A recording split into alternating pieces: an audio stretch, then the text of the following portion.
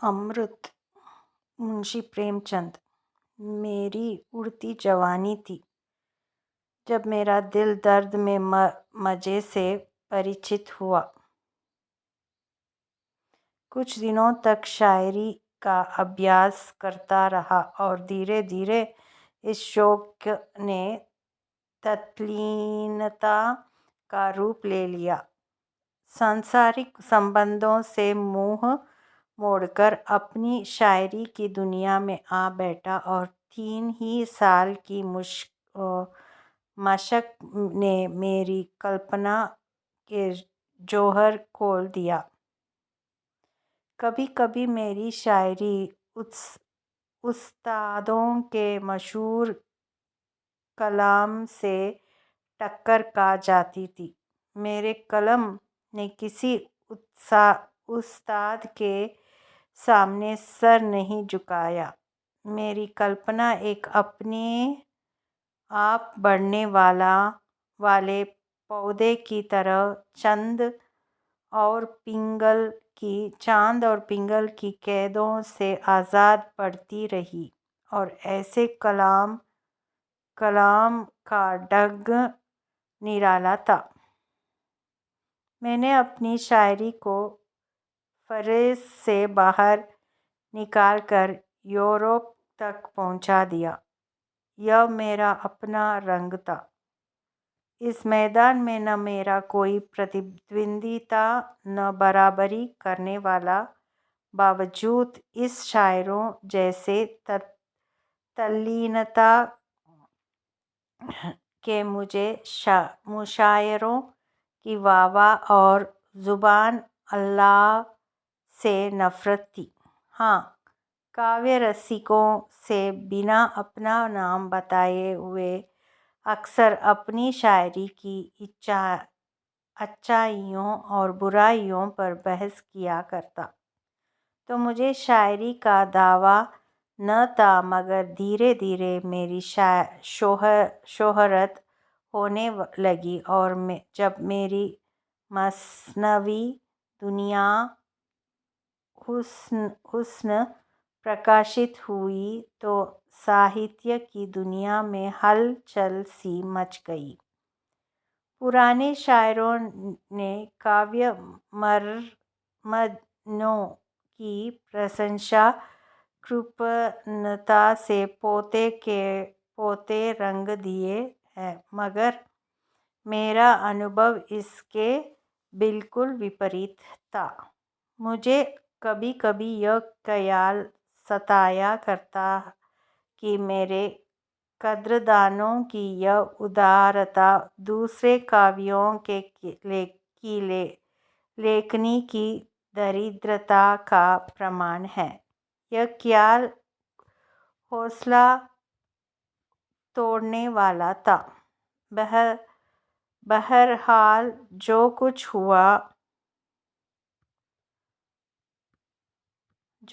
हुआ दुनियाए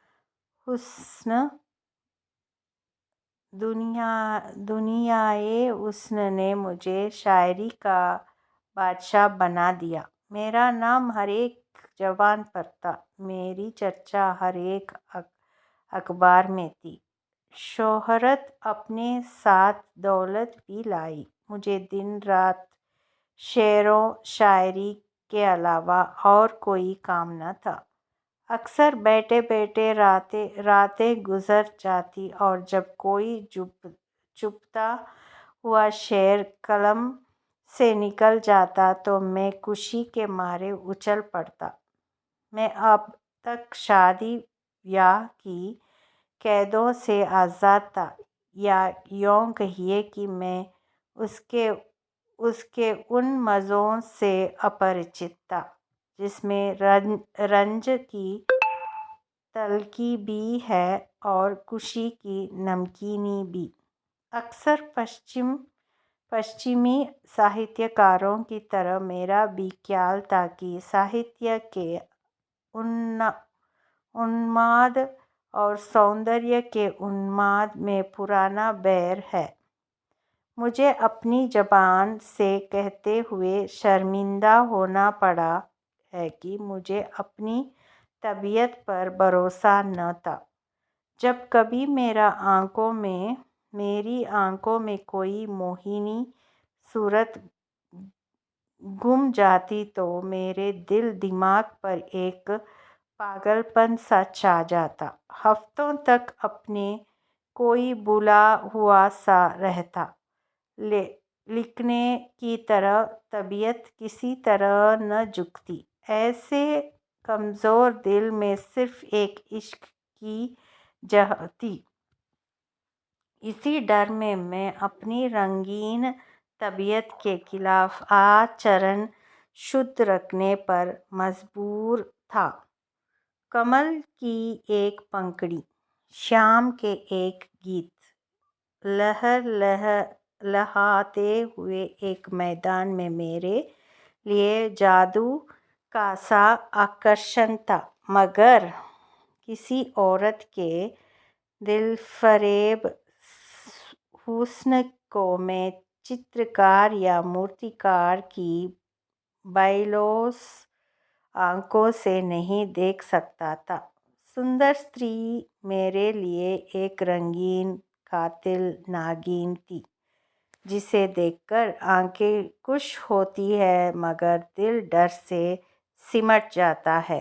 खैर, दुनियाए हुस्न को प्रकाशित हुए 2 साल गुजर चुके थे। मेरी ख्याति बरसात की उमड़ी हुई नदी की तरह बढ़ती चली जाती थी। ऐसा मालूम होता था जैसे मैंने साहित्य की दुनिया पर कोई वशीकरण कर दिया है। इसी दौरान मैंने फूटकर शेर तो बहुत कहे मगर दावतों और अभिनंदन पत्रों की भीड़ में मार्मिक भावों को उभरने न दिया। प्रदर्शन और ख्याति एक राजनीतिज्ञ के लिए कोड़े का काम दे सकते हैं, मगर शायर की तबीयत केवल शांति से एक कोने में बैठकर ही अपना जौहर दिखा लाती है। चुनांचे मैं इस रोज बरोज बढ़ती हुई बेहुदा बातों से गला छुड़ाकर भागा और पहाड़ के एक कोने में जा छिपा। नैरंग ने वहीं जन्म लिया। नैरंग के शुरू करते हुए ही मुझे एक आश्चर्यजनक और दिल तोड़ने वाला अनुभव हुआ। ईश्वर जाने क्यों मेरी अक्ल और मेरे चिंतन पर पर्दा पड़ गया। घंटों तबीयत पर जोर डालता मगर एक शेर भी ऐसा न निकलता कि दिल फटके उठे। सूझते भी तो दरिद्र पीटे हुए विषय जिससे मेरी आत्मा भागती थी। मैं अक्सर झुंझलाकर उठ बैठता, आगज फोड़ डालता और बड़ी बेदिली की हालत में सोचने लगता कि क्या मेरी काव्य शक्ति का अंत हो गया। क्या मैंने वह खजाना जो प्रकृति ने मुझे सारी उम्र के लिए दिया था इतनी जल्दी मिटा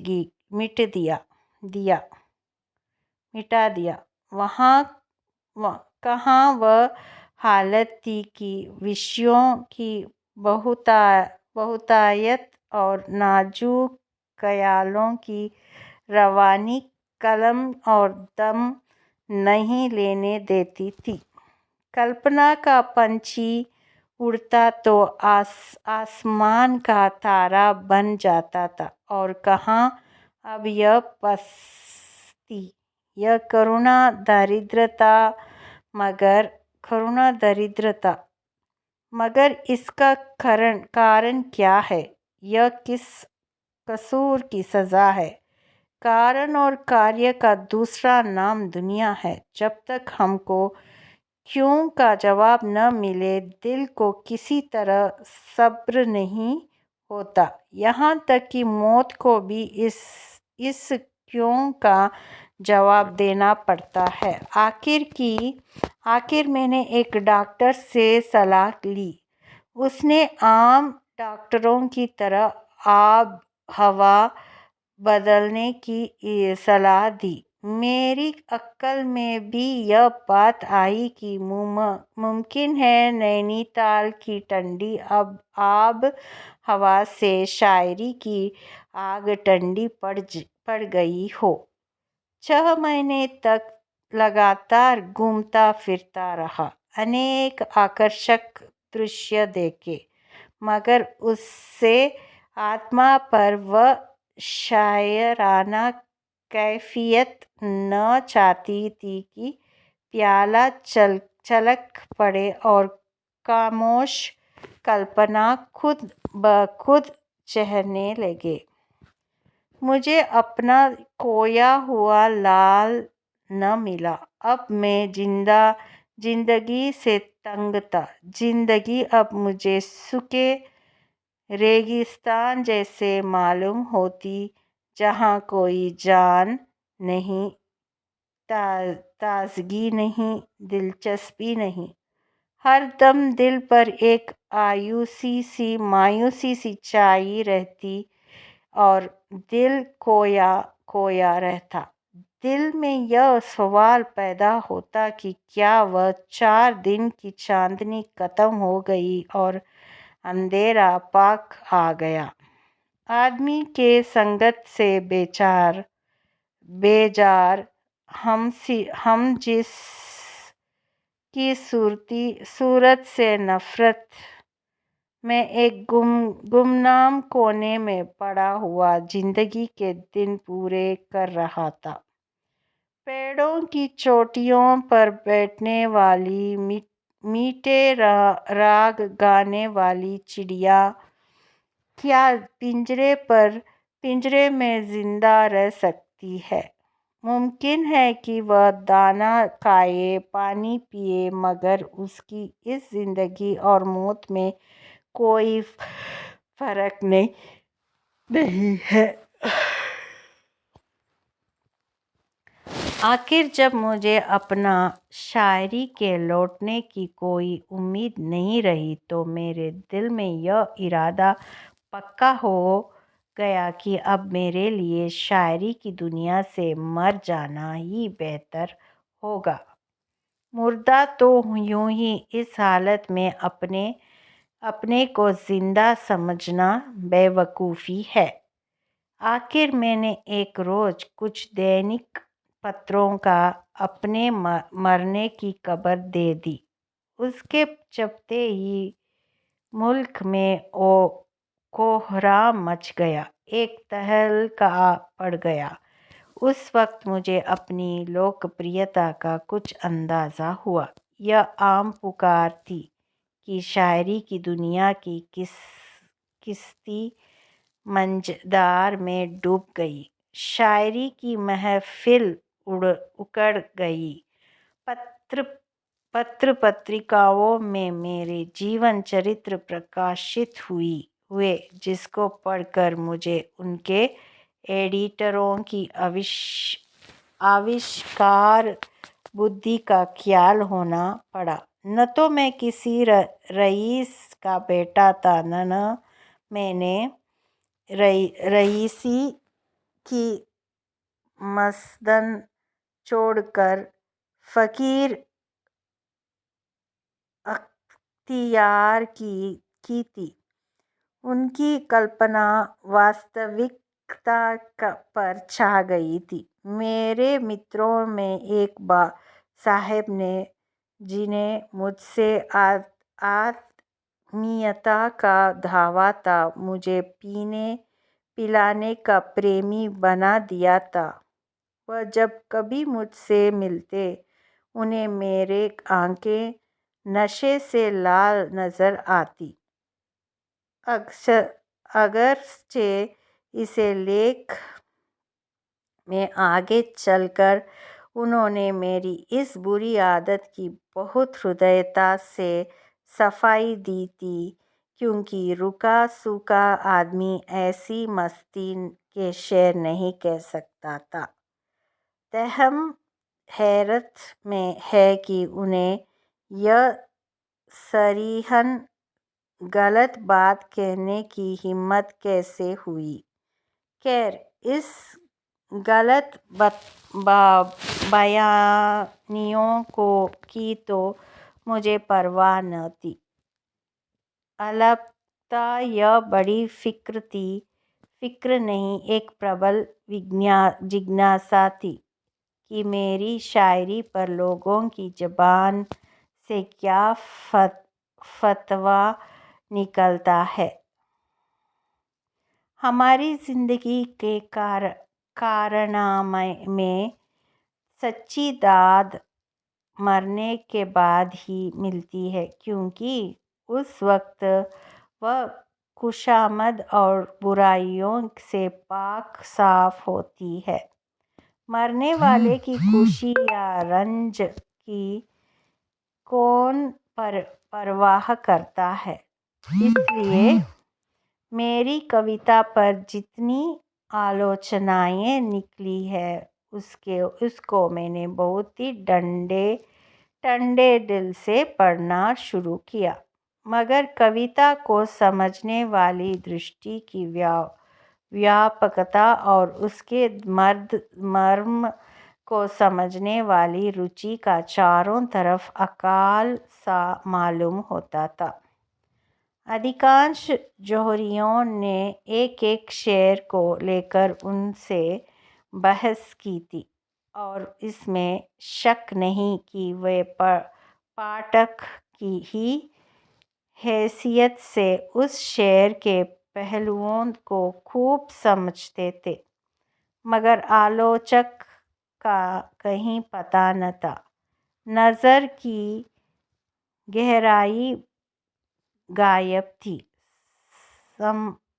समग्र कविता पर निगाह डालने वाला कवि, गहरे वाले बातों तक पहुँचने वाला कोई आलोचक दिखाई न दिया। एक रोज मैं प्रेतों की दुनिया से निकलकर घूमता और अजमेर की पब्लिक लाइब्रेरी में जा पहुंचा। दोपहर का वक्त था। मैंने मेज पर झुककर देखा कि कोई नई रचना हाथ आ जाए तो दिल बहलाऊंगा। एकाएक मेरी निगाह एक सुंदर पत्र की तरफ गई, जिसका नाम था कलामे अख्तर। जैसे बोला बच्चा खिलौने की तरह लपकता है, उसी तरह झपट कर मैंने उस किताब को उठा लिया। उसकी लेखिका मिस आयशा आरिफ थी। दिलचस्पी और भी ज़्यादा हुई। मैं इत्मीनान से बैठकर उस किताब को पढ़ने लगा। एक ही पन्ना पढ़ने के बाद दिलचस्पी ने बेताबी की सूरत कतियार की।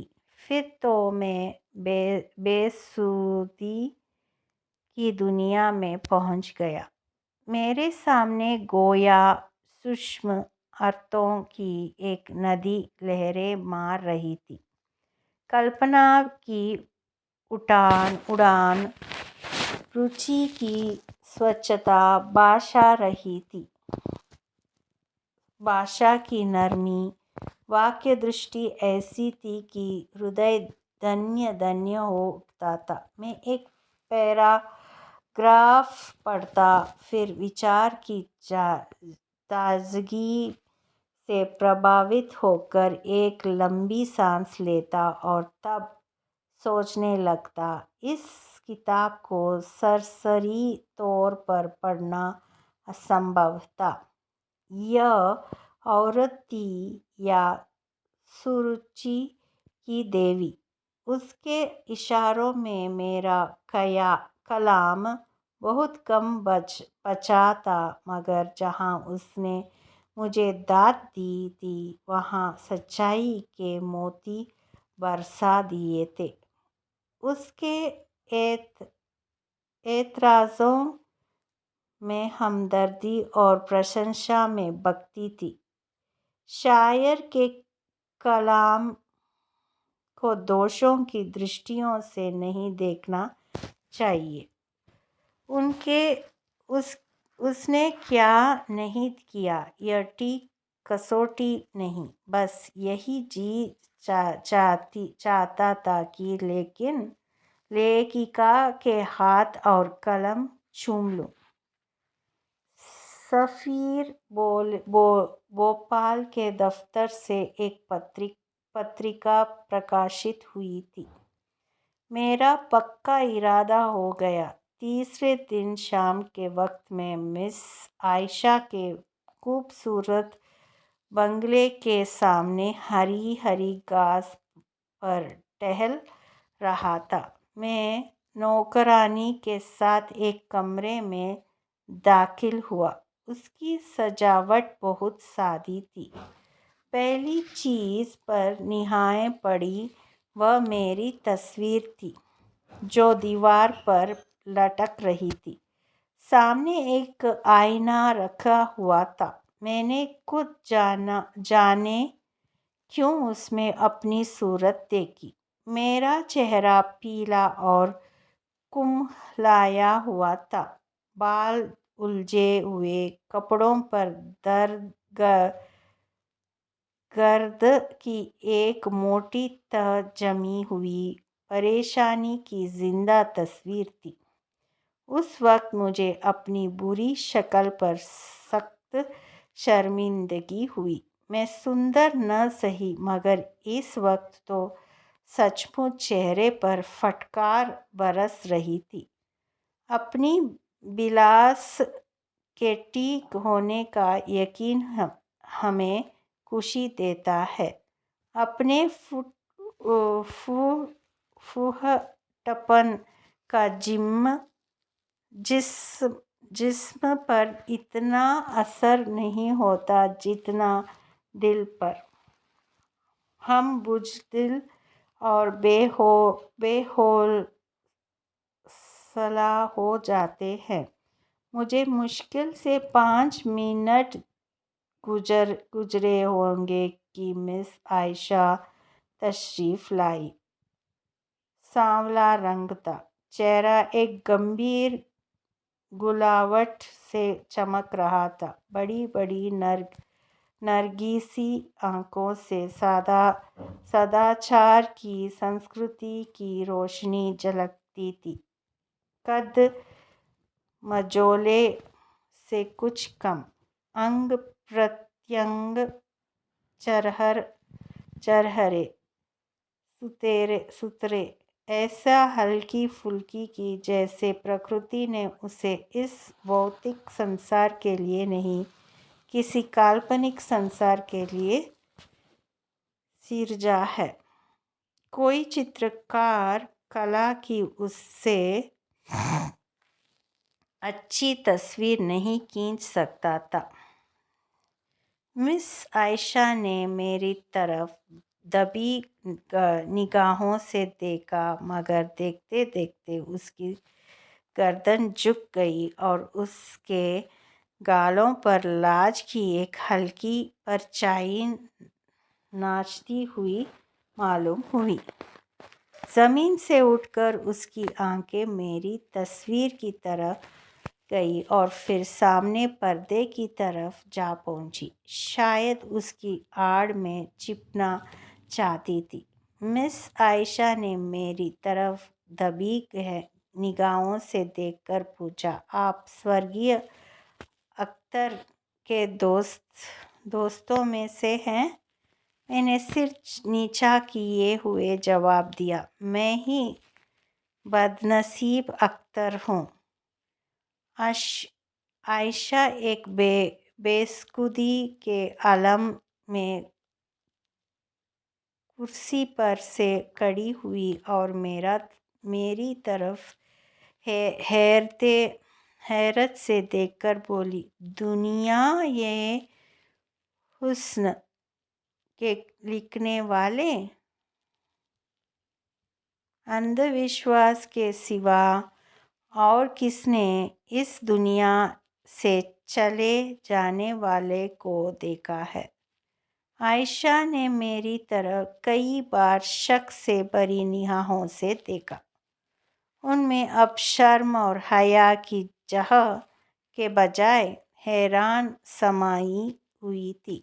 मेरे कब्र से निकलकर भागने का तो उसे यकीन आ ही नहीं सकता था। शायद वह मुझे दीवाना समझ रही थी। उसने दिल में फैसला किया कि इस आदमी मरहूम शायर का कोई करीब अजीज है। शक्ल जिस तरह मिल रही थी वह दोनों के एक खानदान के होने का सबूत थी। मुमकिन है कि बाई कोई वह अचानक सदमे से पागल हो गया है। शायद उसने मेरी किताब देखी होगी और हाल पूछने के लिए चला आया।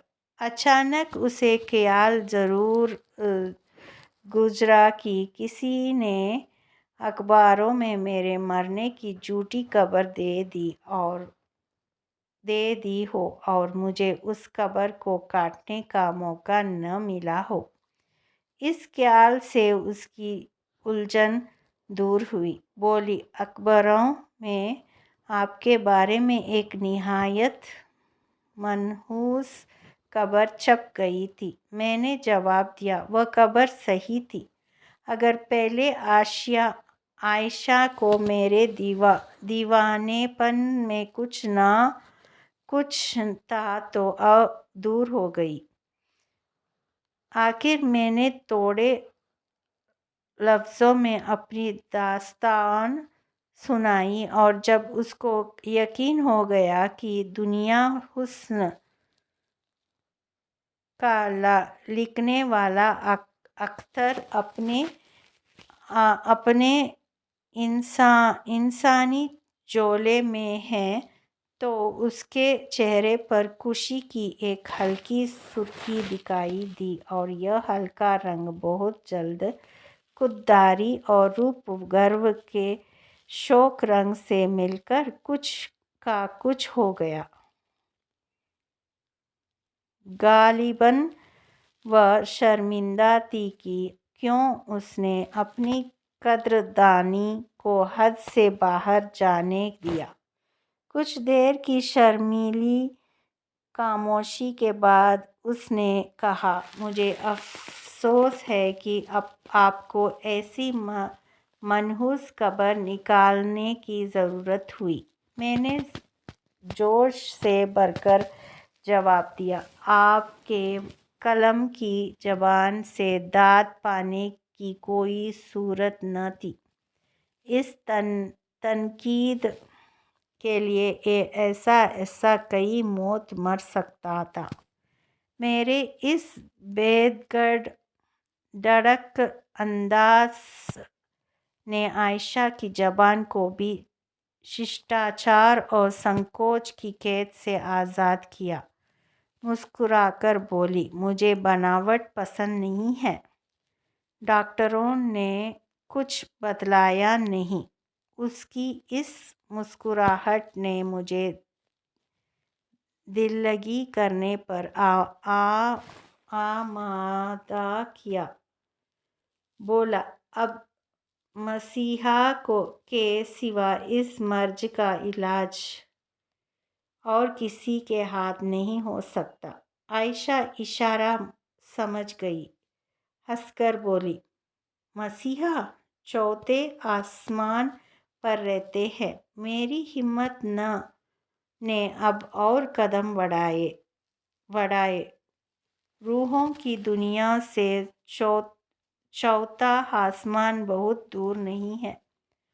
आयशा के खिले हुए चेहरे में संजीदगी और अजनबीत का हल्का रंग उड़ गया। ताहम मेरे इस बेगड़क इशारों को हद से बढ़ते देखकर उसे मेरी ज़बान पर रोक लगाने के लिए किसी कदर खुददारी बरतनी पड़ी। जब मैं कोई घंटे भर के बाद उस कमरे से निकला तो बजाय इसके कि वह मेरी तरफ अपनी अंग्रेज़ी तहवीज़ के मुताबिक हाथ बढ़ाए उसने चोरी चोरी मेरी तरफ देखा। फैला हुआ पानी जब सिमट कर किसी जगह से निकलता है तो उसका बहाव तेज और ताकत कई गुना ज़्यादा हो जाता है। आयशा की उन निगाहों से असमत की तासीर थी। उनमें दिल मुस्कुराता था और जज्बा नाचता था। हाँ, उसमें मेरे लिए दावत का एक पुरजोर पैगाम भरा हुआ था। जब मैं मुस्लिम होटल में पहुंचकर इन वाक़यात पर गौर करने लगा तो मैं इस नतीजे पर पहुंचा कि गो मैं ऊपर से देखने पर यहाँ अब तक अपरिचित था, लेकिन भीतरी तौर पर शायद मैं उसके दिल के कोने तक पहुंच चुका था।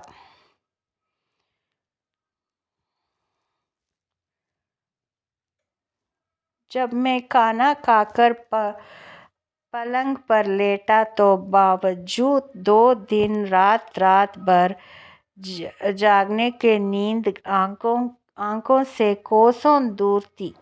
जज्बात की कशमकश में नींद कहाँ।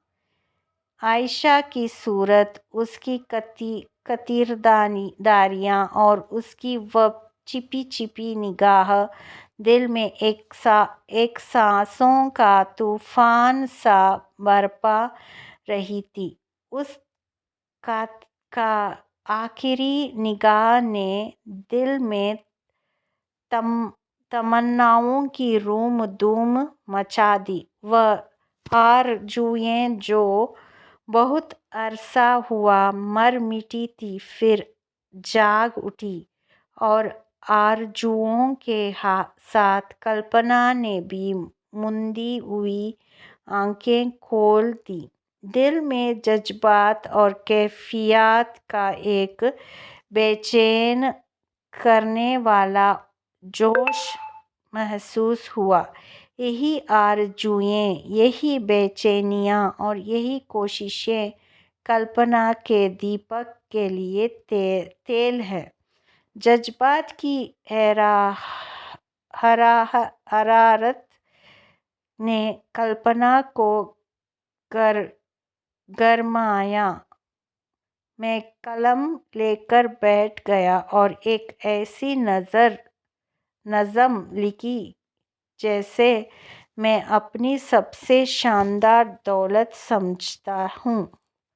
मैं एक होटल में रह रहा था, मगर किसी न किसी हीले से दिन में कम से कम एक बार ज़रूर उसके दर्शन का आनंद उठाता।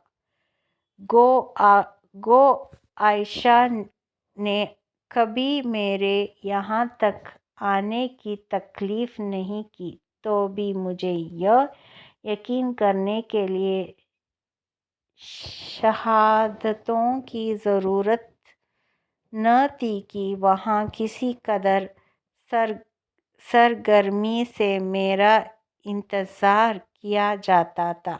मेरे कदमों में पहचानी हुई आहटें पाते ही उसका चेहरा कैसे कमल की तरह खिल जाता था और आंखों से कामना की किरणों किरणें निकलने लगती थी। यहाँ 6 महीने गुजर गए। इस ज़माने को मेरी ज़िंदगी की बहार समझना चाहिए। मुझे वह दिन भी याद है जब मैं आरज़ुओं और हसरतों के गम से आज़ाद था, मगर दरिया की शांतिपूर्ण रवानी में तिरकती हुई लहरों की बहार कहाँ। अब अगर मोहब्बत का दर्द था तो उसका प्राणदायी मज़ा भी था। अगर आरज़ुओं की गुलावट की थी तो उनकी उमंग भी थी। आह, मेरी यह प्यासी आंखें उस रूप के स्रोत से किसी तरह तप्त न होती। जब मैं अपनी नशे में डूबी हुई आंखों से उसे देखता तो मुझे एक आत्मिक तरावट सी महसूस होती। मैं उसके दीदार के नशे से बेसुध सा हो जाता और मेरी रचना शक्ति का तो कुछ हद हिसाब न था। ऐसे मालूम होता था कि जैसे दिल में मीठे बावों का सोता खुल गया था। अपनी कवित्व शक्ति पर खुद अचंभा होता था।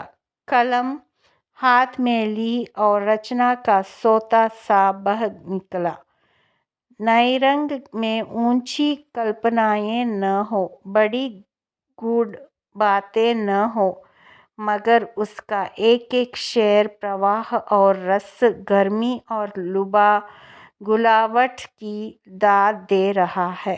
यह उस दीपक का वरदान है जो अब मेरे दिल में जल गया था और रोशनी दे रहा था।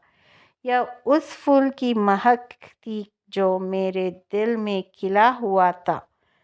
मोहब्बत रूह की खुराक है। यह अमृत की बूंद है जो मरे हुए बावों को जिंदा कर देती है। मोहब्बत आत्मिक वरदान है। यह जिंदगी की सबसे पाक, सबसे ऊंची मुबारक बरकत है। यही अक्सर थी जिसकी अनजाने ही मुझे तलाश थी। वह रात कभी नहीं भूलेंगी जब आयशा दुल्हन बनी हुई मेरे घर में आई। नैरंग उसकी मुबारक जिंदगी की यादगार है। दुनिया हुस्न एक कली थी। नैरंग खिला हुआ फूल है और उस कली को लिकाने वाली कौन सी चीज़ है? वही जिसकी मुझे अनजाने ही तलाश थी और जिसे मैं अब पा गया था। उर्दू प्रेम 25